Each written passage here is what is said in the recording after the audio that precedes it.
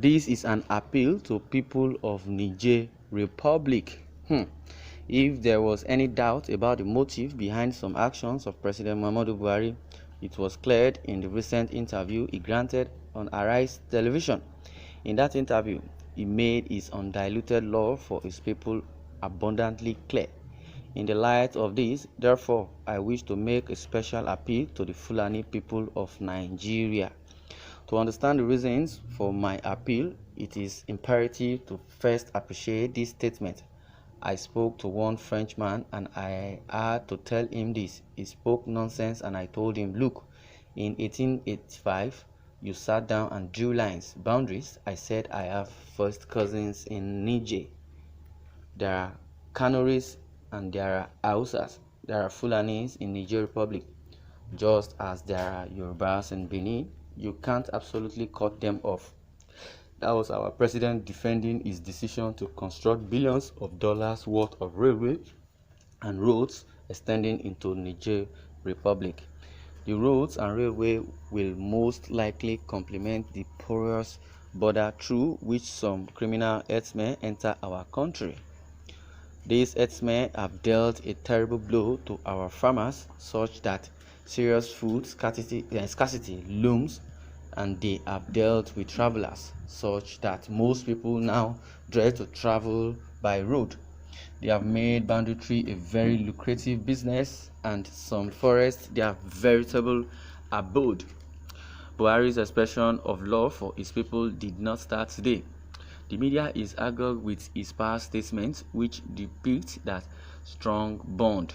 For instance, in 2000, he reportedly led a delegation to ex-Governor Lam Adesina of Oyo State to protest against the alleged killing of some herdsmen in Okeogun area of the state. The angry Buhari was said to have accused Lam and the government of Oyo State of complicity in the alleged killings. It later turned out during the meeting that it was even the Fulani that were killing the natives the more. In the words of a former chief press secretary to Lam, Kehinde Olaosebikan, Buhari and his team did not wait for any refreshments. They came in and angry and left bewildered. In 2013, Buhari was also reported to have faulted the federal government clampdown on Boko Haram. He accused the then government of killing the insurgents while giving the Niger Delta militants special treatment.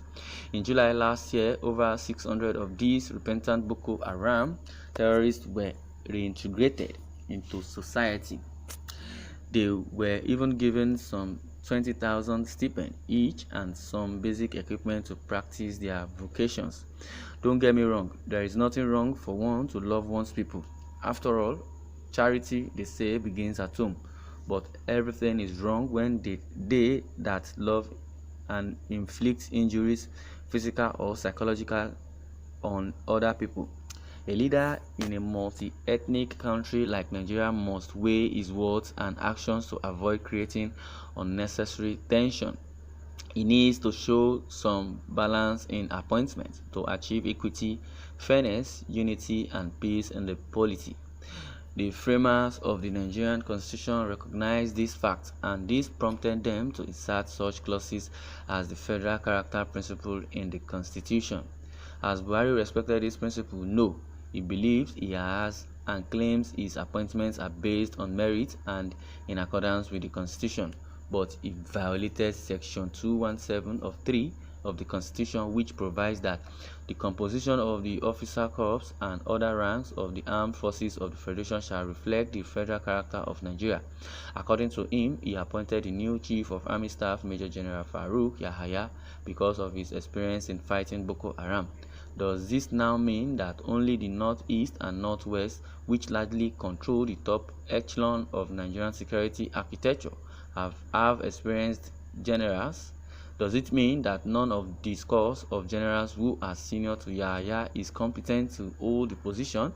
Does it also mean that the Southeast region does not have the capacity to produce competent generals who will go beyond being spoken of the army? Does it mean other regions don't have the competency to become or to be appointed? To further buttress his claims, Buhari reminded his southern governors who banned open grazing recently that there was a gazette which made provisions for cattle routes and open grazing areas. His administration, he noted, would reinstate cattle routes and grazing areas across the country. No doubt, the president's utterances and actions depict someone who doesn't care a hoot about the feelings of other ethnic nationalities. The Yoruba socio-political group Afenifere rightly described him as an unrepentant tribalist whose outbursts showed utter disrespect for ethnic nationalities and elected governors. Look at the disdainful way he described Igbo people in his infamous interview. Some people say it was the indigenous people of Biafra, IPOB, that he addressed. Yes, he specifically mentioned IPOB, but note that words have connotative and detonative meanings. Connotatively, Mr. President did not just refer to IPOB. He shot his arrows at the entire Igbo race. He couldn't have meant just IPOB, indigenous people of Biafra, when he said the group was a dot in a circle that had no access to anywhere, that is spread all over the country, having businesses and properties. Apparently, to woo the South-South region, he said both the elderly people and youths of South-South had assured him that they would not be part of secession. Are these South-South youths not part of those he asked to behave themselves and make sure Nigeria was secured if they wanted jobs? In one of my recent interventions on this page, I did state that Buhari was rigid. I have since discovered that no matter how loud we shout or wail, we are on our own. Now, the remaining 2 years of this administration appears too far. Let's pray we survive it. Nevertheless, most strong and rigid men have their weak points. With all his strength and braggadocious attitude, the biblical Samson fell into the hands of a woman, Delilah. I am not sure Aisha can tame her husband in the other room, but this is where the entire Fulani, especially the ones from Niger Republic, come in. My appeal to them is to intervene and ensure that Nigeria entrenches the ideal of an egalitarian society. I say this knowing that there are many good Fulani around.